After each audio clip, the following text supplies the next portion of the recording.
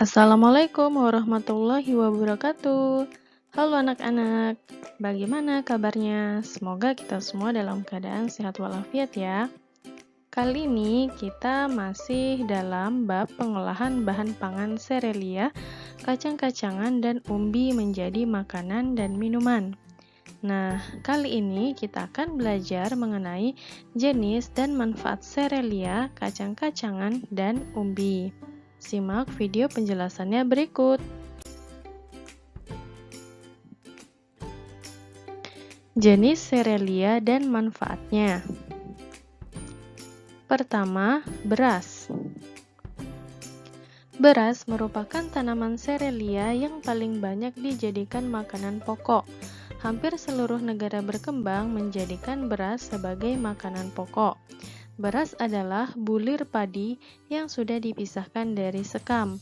Warna beras yang berbeda-beda diatur secara genetik. Perbedaan warna beras disebabkan perbedaan gen yang mengatur warna aleuron, warna endospermia, dan komposisi pati pada endospermia. Adapun berbagai jenis warna beras yaitu beras putih, beras merah, beras ketan hitam, dan beras ketan putih. Beras mengandung karbohidrat yang kaya zat gula atau glukosa.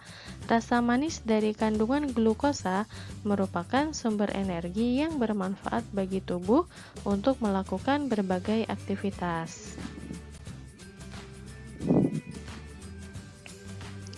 Selanjutnya, gandum. Gandum adalah jenis tanaman serelia yang termasuk suku padi-padian yang mengandung banyak karbohidrat. Selain dijadikan makanan pokok, gandum juga diproduksi menjadi tepung terigu, pakan ternak, ada yang difermentasi untuk menghasilkan alkohol, serta dijadikan bahan industri. Gandum memiliki beberapa kelebihan dibandingkan beras, sehingga banyak yang memilih mengonsumsi gandum daripada beras. Mengonsumsi gandum akan membuat tubuh merasa kenyang lebih lama. Ini karena serat larut yang ada di dalam gandum cenderung memperlambat pencernaan karbohidrat, sehingga mengurangi lonjakan kadar gula darah.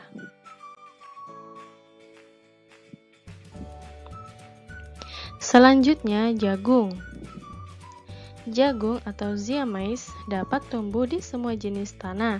Jagung dapat dipanen pada saat berumur 50-60 hari setelah berbunga. Jagung merupakan salah satu tanaman pangan dunia yang terpenting selain beras dan gandum. Beberapa daerah di Indonesia seperti Madura dan Nusa Tenggara menggunakan jagung sebagai bahan makanan pokok. Selain sebagai makanan pokok, tanaman jagung juga dimanfaatkan sebagai pakan ternak atau hijauan maupun tongkolnya, dan dimanfaatkan untuk membuat tepung jagung atau maizena dengan cara bulir jagung diambil minyaknya, lalu dibuat menjadi tepung. Tongkol jagung kaya akan pentosa sehingga dipakai sebagai bahan baku pembuatan furfural.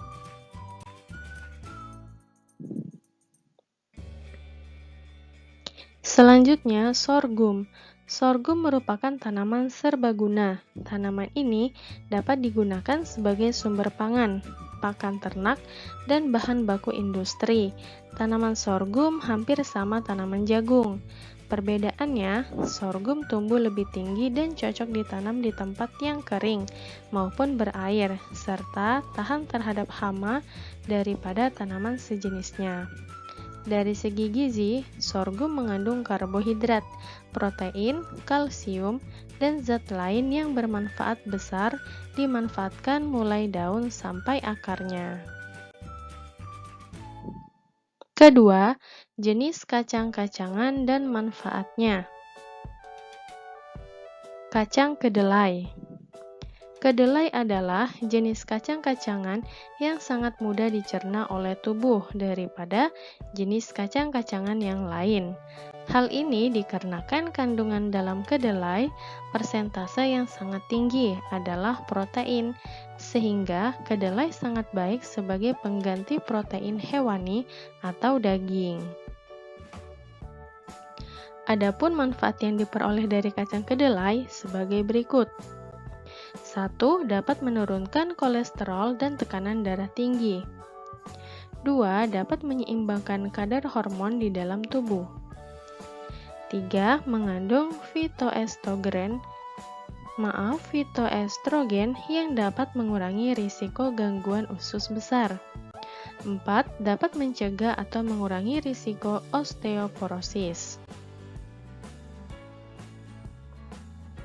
Jenis kacang-kacangan selanjutnya adalah kacang tanah.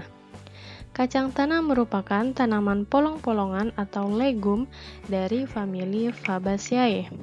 Kacang tanah banyak dibudidayakan di Indonesia dan kacang terpenting kedua setelah kacang kedelai.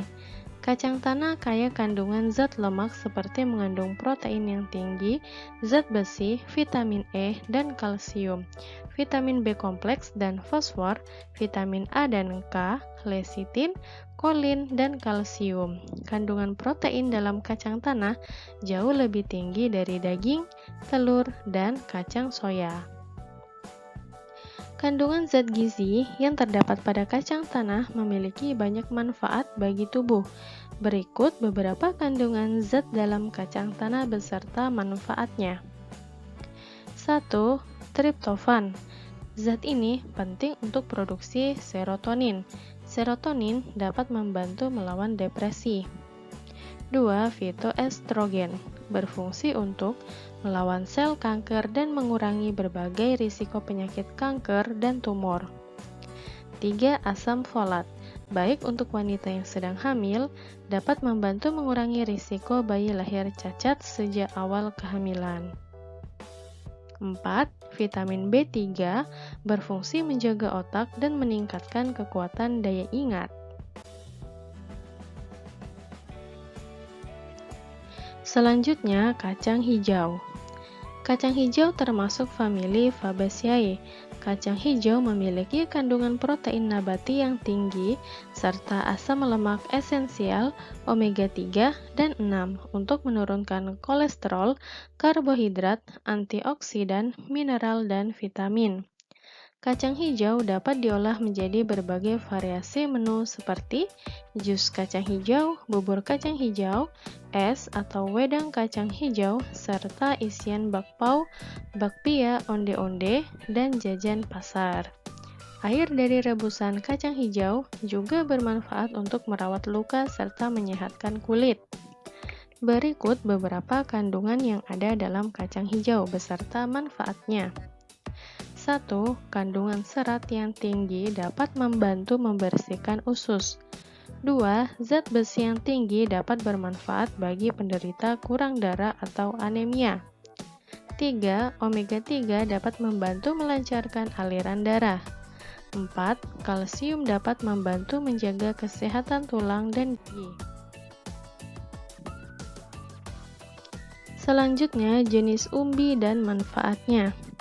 Pertama, singkong. Singkong merupakan tanaman perdu dengan sejumlah akar cabang yang membesar menjadi umbi akar yang dapat dimakan. Umbi singkong sering dimanfaatkan sebagai pengganti makanan pokok karena mengandung banyak karbohidrat, namun miskin protein. Umbi singkong memiliki kandungan kalori, protein, lemak, hidrat arang, kalsium, fosfor, zat besi, vitamin B dan C, serta amilum. Singkong sangat baik untuk diet rendah kalori. Hal ini dikarenakan singkong merupakan bahan pangan dengan kandungan karbohidrat yang lebih rendah dari nasi, namun memiliki kandungan serat yang tinggi, sehingga membuat perut tetap terasa kenyang dalam waktu yang lama. Selanjutnya, ubi jalar. Ada 3 jenis ubi jalar yang populer dibudidayakan di Indonesia, yaitu ubi jalar berwarna putih kecoklatan, merah, dan ungu. Ketiga jenis ubi jalar tersebut memiliki varietas unggul dengan produktivitas tinggi. Beberapa varietas ubi jalar yang populer antara lain Cilembu, Ibaraki, Lempanang, Georgia, Borobudur, Prambanan, Mendut, dan Kalasan. Ubi jalar mengandung beberapa zat yang penting bagi kesehatan tubuh. Berikut beberapa kandungan gizi pada ubi jalar beserta manfaatnya. 1. Vitamin A dan karoten dari warna ungu, orange, dan merah ubi bermanfaat untuk melindungi paru-paru serta mencegah kanker paru dan kanker mulut. 2. Vitamin B6 bermanfaat untuk mencegah serangan jantung. 3. Kalium berfungsi menstabilkan tekanan darah dan mengurangi stres. 4. Vitamin C tinggi bermanfaat untuk merawat elastisitas kulit. 5. Memiliki kadar lemak yang rendah, sehingga cocok untuk penderita diabetes karena dapat mengontrol kadar gula darah. Selanjutnya, kentang. Kentang menjadi bahan pangan yang sangat penting bagi penduduk Eropa. Kentang merupakan herba atau tanaman pendek tidak berkayu semusim dan mempunyai iklim yang sejuk. Kentang kaya nutrisi sehingga dapat menjadi sumber karbohidrat dengan kandungan tepung dan gula yang tinggi serta mengandung vitamin dan serat. Kentang memiliki kandungan gizi yang lebih tinggi dibandingkan nasi karena memiliki kandungan protein dan mineral yang lebih lengkap. Oleh karena itu, banyak orang yang memanfaatkan kentang sebagai makanan alternatif untuk program diet. Dengan banyaknya kandungan gizi, kentang juga memiliki banyak manfaat sebagai berikut. 1. Menjaga kesehatan sistem pencernaan karena mengandung serat. 2. Melawan penyakit seperti penyakit jantung, gangguan saraf, tumor, dan membantu mengurangi risiko kanker prostat dan kanker rahim. 3. Mengurangi kadar kolesterol karena kalorinya rendah. 4. Baik untuk perkembangan otak karena adanya zat besi dan tembaga. Selanjutnya, talas. Talas merupakan salah satu jenis umbi-umbian yang cukup banyak digemari orang. Talas merupakan tanaman yang hampir seluruh bagiannya bisa dimanfaatkan. Hampir 90% bagian talas dapat dimanfaatkan.